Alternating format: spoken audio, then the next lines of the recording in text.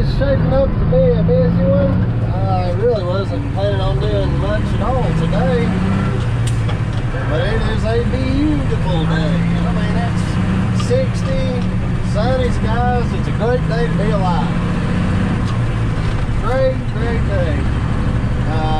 So earlier this morning, I went and picked up Big Orange, the Kubota tractor, hauled it back to the yard, and where we were doing that parking area for the RV yesterday, apparently I called Mr. Todd Slack, owner of Monster Tree Service. He's the one that contracted the job to us to take the trees down, pull the stumps, and grade it out. And said the customer was happy with the job, so that makes me feel good about going and pulling the machine off of the job. And you can see we're rolling Wilbur strong today. I know Mr. Slack was tied up grinding stumps today, and he reminded me that he had a couple of more stumps to pick up from that job. And I thought, you know, he's working, he's off making money, he's in his first year of business, so I'm gonna do what I can to help him out. And I told him, you know, just let me run up there, and I'll throw those stumps on my truck, and I'll just haul them to the stump dump for you.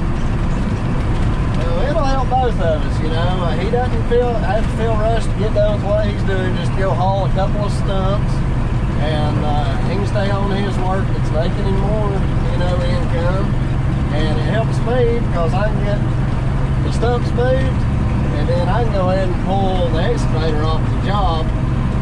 So it helps everybody. It's great to keep working relationships with several different contractors. I think me and him are going to have a really good working relationship, and you know, it's always best when you're not employed by somebody else, and even if you are, don't count on one stream of revenue in your life, because that stream of revenue, something can always happen. So it's always best to have two, if not more, different incomes, whether it's, you know, your full-time job, and then you got some side work you do. And I've said that in other videos. You can't have all your eggs in one basket, as the old saying goes. Because then if something happens to it, you got nothing coming in, and there goes Pat Newcomb Tree Service. You know, you got to cover yourself in this world, and especially now that the economy is good, it'll benefit you even more to have a couple of revenue streams coming in. So, you know, get out there, and even if it's something small, mowing a couple of yards or whatever, you know, at least if one business tanks, you know, especially if your two separate little income streams are totally different types of work. If one falls off, even if the other one is inevitably going to fall off, say the stock market crashes or whatever, you know, more than likely they're not going to crash at the same time. Usually when the market starts to tank, it's the fluff, it's the stuff that people do for fun or leisure or whatever, you know, extra stuff they don't really need. That's the first stuff that goes. And, you know, land clearing, and, you know, a lot of the services we provide in this business, a lot of times we'll be one of the first ones to go. So that's just my quick little spiel to motivate people on, you know, doing something a little bit different way of thinking. What are you doing, Mr. Young?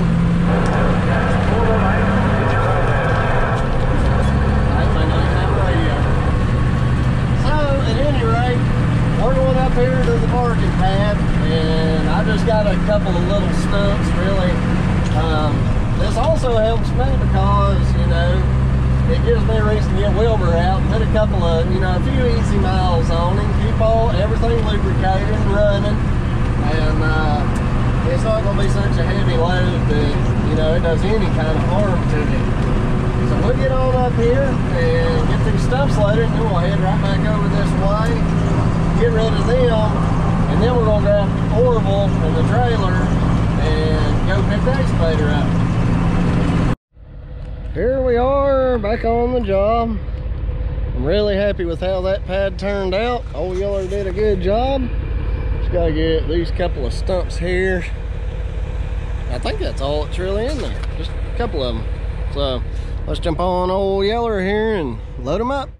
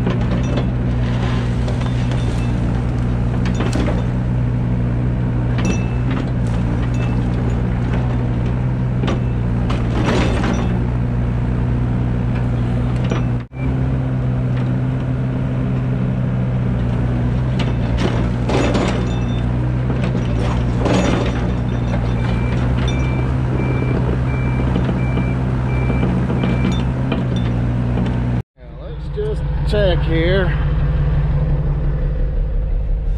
I don't think those will get stuck. Lord, I hope they don't. That'd be bad. Huh. Alright, we're back to running Orville strong. We got our trailer hooked up and of course got our trailer out of the shop, and I pulled the trailer earlier today with Wilbur, and it didn't seem like the brakes were working too good, but hooked up to this new truck. I think I'm gonna go down the road and turn around. Anyway,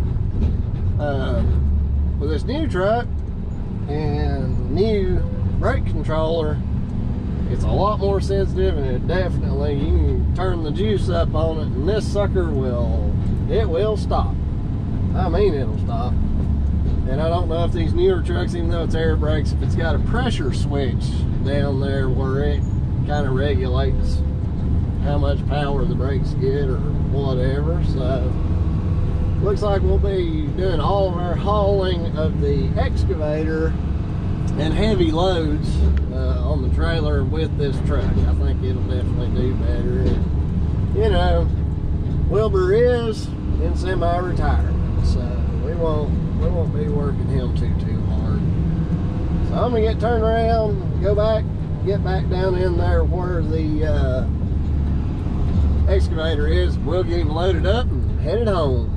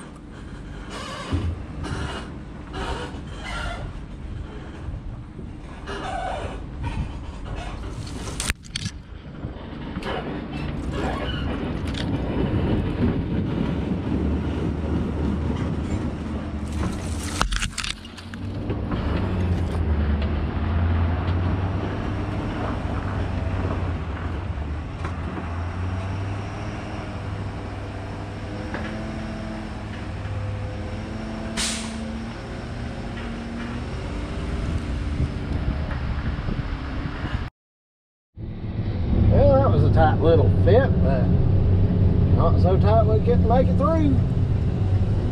So now, what we're going to do is get to play with this brake controller all the way home till I get it figured out exactly. That's a bit too much brake. This thing goes up to 99. It goes, you know, I think the low still goes like 6. It won't completely cut itself off, but it goes 6 to 99. Apparently 75 is too much for 20,000 pounds. You would think, since it's a 20,000 pound 10-ton trailer, that you'd have to turn the brakes all the way up, but really it's more of a range of how much power is going to the brakes. 70 is probably going to be about good.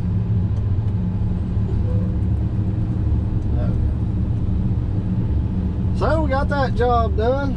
It was pretty solid. I got to see the customer for the first time just then, and that's how it works a lot of times. If you subcontract, your person contracting the job to you will do all the talking, and all you got to do is go to work and deal with your contractor that's managing the job.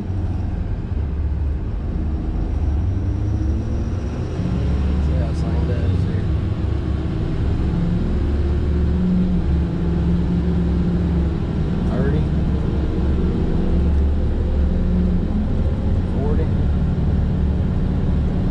Flat ground pulling, what, I can't remember what we figured out. It's 41,000 pounds, I think. Truck, trailer, and excavator. I don't know if I commented recently. We got 2,790 miles on this truck, and true to the manual, the truck really, it's getting broke in now. It seems like it pulls better. You know, the transmission's shifting smoother. True to the term, it really has gone through a break-in period, and the truck is almost, as far as engine pulling, shifting, transmission, everything about it really, is just now seeming like it's getting into a break-in or a prime, whatever you want to call it. Like, it doesn't even seem as loud, and maybe I'm just getting used to it. When it really revs up to start breaking the load down, but we're going down a slight decline, and just the engine brake and exhaust brake slow this load down pretty good. I had to hit the brakes right there, and it's really nice because even in drive, not manual shift, but you can hit the minus here, and I can set, you know, each time I press it goes 6th gear, 5th gear, 4th. I can make it go down to where I know the highest gear it's going to go into. And when you're pulling a really heavy load, you know, it's hard for the truck to know everything. If you know you're going to be going through a lot of back and forth curves and slow, hard pulls, you can take it down to a gear to where that transmission's not shifting back and forth constantly. So I go back to saying that I would recommend this truck, especially if you're in flat land or you're doing a lot of highway running. But the more I drive it, the more I see that for mountain driving, a lot of steep, hard pulls, and I've had a couple of occasions where I've tried to back uphill with 9 tons, and unless you have a flat to really get it moving and you can floorboard it, you know, the truck, just the reverse gear is too high. It just can't push it. I'd say my next truck, and I'm already planning it, you know, I'll plan way ahead, and apparently I'm planning, you know, probably 270,000 miles ahead. I would probably go back with more of a truck like Wilbur with a big bore engine, like I don't know, maybe like a 10, 11 liter, which is a lot in a single axle. But around here, my ideal truck is, again, just like Wilbur. I'd like to have an inline 6-cylinder instead of the V8. It had like anywhere from 300 to maybe 375 horsepower, and up around more like 1,000, maybe 900 to 1,000 pound-feet of torque, foot-pounds. I can never remember which one it is, but 900 to 1,000 on the torque would be ideal. Now this truck, I love the truck, but I would definitely put a totally different powertrain in it. Now I will be able to use this truck for 250, 300,000, and I may even keep it after that. I may not trade it in. It is definitely well built for what it is and intended. I'm not positive, but I think like a tractor setup, just this truck with a fifth wheel, not the bed, I think it's rated either 51 or 54,000 pounds. And the interstates around here in the mountains, this truck will smoke.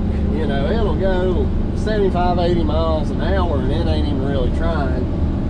Even with this excavator, I'm gonna take you guys on the interstate here, and we'll just talk about the 750 for a minute, because I've had several people commenting about wanting more videos on the 750. They want to see it working, they want to know more about it. Really, I learn something every time I drive it.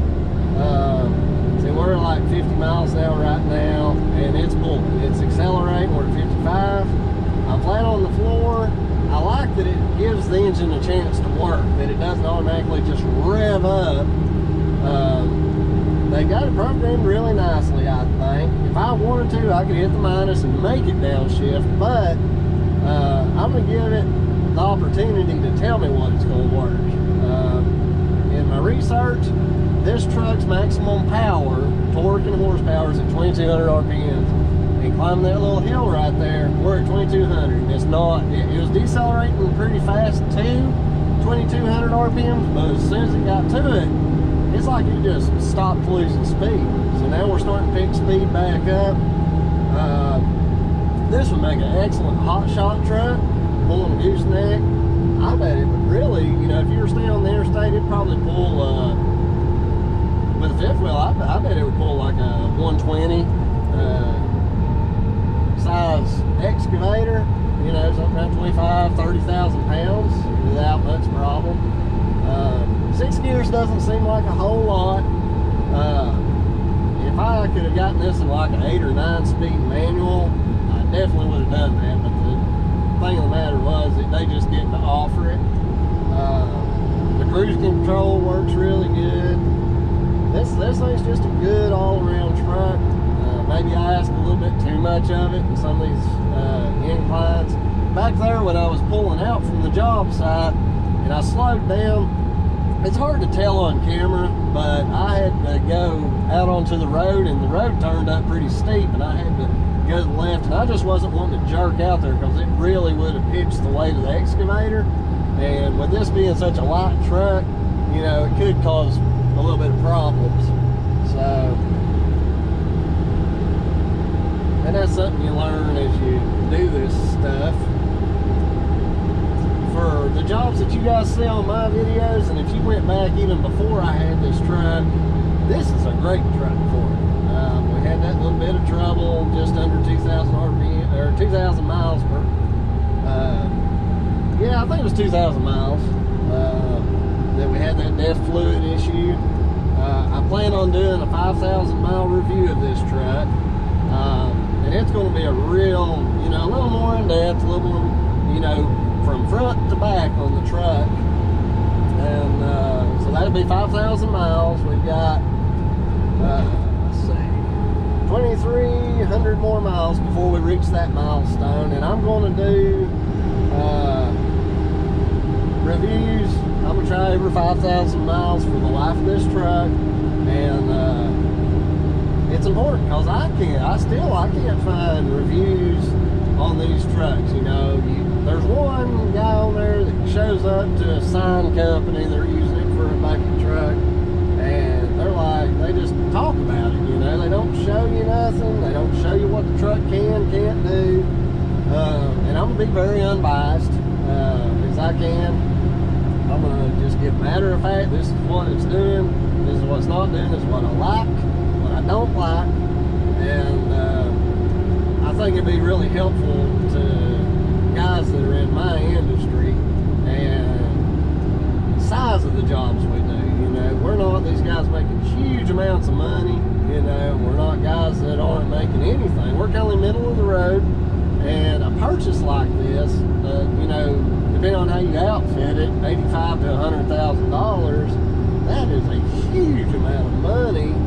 You know, for some of these guys who are, you know, if you're just hauling gravel with this truck, unless you're just making them little $80 haul bills, 5 minutes back and forth from the quarry, and you're just knocking them out like crazy,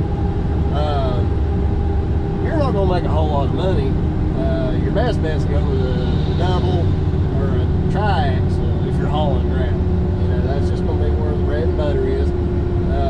Back to the truck. Yeah, we're going through a long grade right now, and I'm just flat on the floor. You know, they got this thing programmed to where it's not going to overheat, it's not going to overwork the engine, and it's maintaining its speed really well. We're doing 45 miles per hour, which isn't, you know, this is not like a 550 horsepower engine. You know, you're not going to pull a 20,000 pound excavator at 80 miles an hour up a steeper incline, but you're also going to pay $180,000 for a truck like that. So, if you buy brand new. So yeah, definitely, you know, mountains, really think about what you're going to ask of the truck before you purchase a 750. Now, like, if you're in like the Piedmont of like North Carolina, a lot of rolling hills and primarily flat ground or coastal, man, you guys should be buying these things like hotcakes. A flat ground, this thing, I'm telling you, I would say if you put 25,000, 28,000 pounds load behind this thing, it's going to haul. And it's going to, you know, you're not going to jump out in traffic. So if you're in the city, that's something else to think about. You're not going to be able to just jump out in traffic. I have found out, though, when I'm in situations and I'm sitting there in this truck, you almost got to do it like a drag car. You've got to hold the brake down just a little bit, and then maybe 2 or 3 seconds before your spot comes up to jump out in traffic, just go ahead and apply a little bit of fuel and get your turbo spooled up, and then you can let off the brake, and it'll go better. It's not going, still not going to jump, and you're not going to hurt anything doing that. But just doing it once in a while. I wouldn't do it 300,000 times a day. But that's how I do it. I found that's how it works for me around the Asheville, North Carolina area. It's a sweet little truck. I'm happy with it. You know, got a little aggravated there with that first little mechanical issue, and I even knew that could happen. I knew with buying a new truck, you know, more likely some little something's not going to be right from the factory, but it's still, you know, what it is. But I definitely recommend the hood mirrors on this truck because you sit pretty low and you got a high dash, and it's hard to see. I mean, like if you're in traffic and you get stopped and a short person or a kid walks right up in front of your West Coast mirrors and that front of your front corner bumper, you're not going to be able to see them. Heaven forbid they drop a ball and go up under the truck or something. But on this truck, I got it set up just like a road tractor. There is nowhere except right under this truck that I can't see. You know, there's one little area like right in front of me, you know, that you can't get a mirror to where you can see it better. But the hood mirrors are a must.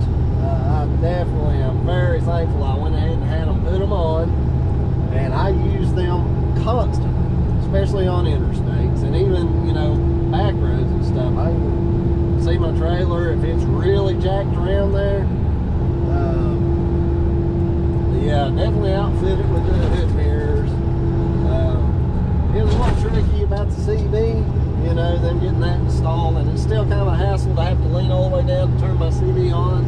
I'll probably just get a knife that has a volume control on it and off, so I can hang it up with the hanger right here I've found, and that way I can control the power of the CB just from the handheld, the microphone. Other than that, there's really not a whole lot. You know, I don't want to turn this video into all about the truck, but I think it's important that I do go over it. It's got cup holders. That's always nice. Wilbur doesn't have those. Not really. Could use them as a car seat, little cup holder.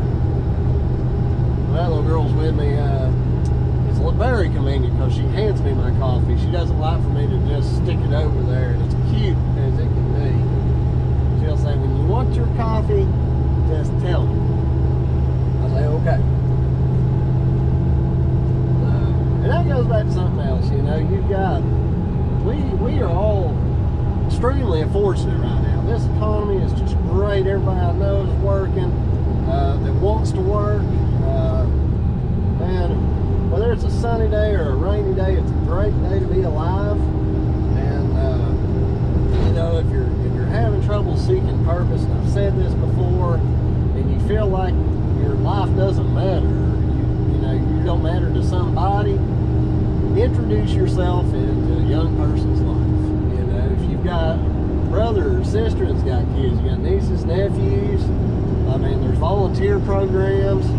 There are kids out there that feel exactly like you do. They feel like they don't matter, or, you know, things aren't going right in their life, and, you know, you can find purpose. You can give them, you know, something, and it'll work both ways. You know, maybe the kids have parents that have to work all the time. They don't, or maybe a lower end, the parents are lower income, and maybe you have a higher income, but you don't, you know, you don't have that purpose to get into life, or you don't feel like you have a purpose. But I can tell you, you do have a purpose. You know, my wife, it gave me a great purpose in addition to my daughter. You know, I don't get to have my daughter but every other weekend, and, you know, it could get depressing at times, but, you know, I love bringing her along with me. I'm getting my nephew this next weekend. I'm excited about that.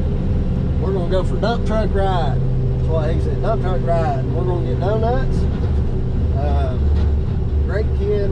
But yeah, give yourself some purpose and do a good thing for a child, or if you know how to play a sport, volunteer to coach. You know, you will feel a true purpose, and with purpose, you'll feel happiness. And I'm just kind of pouring this out from the heart. You know, some may say it's a bunch of BS, but, you know, some may, I feel like it's something maybe I need to say, and maybe somebody out there needs to hear it. So, I don't think I can do any better. I think it's about as good as I can end this video. Man, I'm getting so many subs, you know, we're I don't know, over 300 now, and, you know, that thrills me, absolutely thrills me that there are people out there who actually enjoy watching a little old hillbilly digging the dirt and driving a dump truck. You know, that just tickles me to death. Me and Kelly love every one of y'all. We're thankful for y'all, and I just hope that I can say something or do something that'll make people feel the happiness that I feel every day. So you guys go out there. If you're thinking about getting into grading and excavation, now is the time. You're not going to get a better economy to do it in. And if it has slowed down a little bit in your area as far as business, you know, winter time is tough, but that's just a seasonal fluctuation. If you got a little saved up, now is the time to buy. You know, now is the time when things are a little cool, you get your equipment, and then you'll be ready to hit the ground running come springtime. So, you know, think positively, think about what can go right in your life and what you can do for somebody else. So, hope you guys enjoyed this video. It's getting dark, so I need to start really paying attention, you know, even more to traffic, protect the motor in public, because another thing, when you as a truck driver, you got to drive for everybody, because they don't know what it takes for you to drive that truck. So hopefully you guys like, give me a comment, If you didn't like the video, tell me what I could have done better. If you'd rather me just run equipment, move dirt, and not talk, tell me. If you like the truck talk, tell me that too. Other than that, thank you guys for being here. If you're new to the channel, I'd love to have you as a subscriber. And other than that, I can only wish for y'all to have a great day.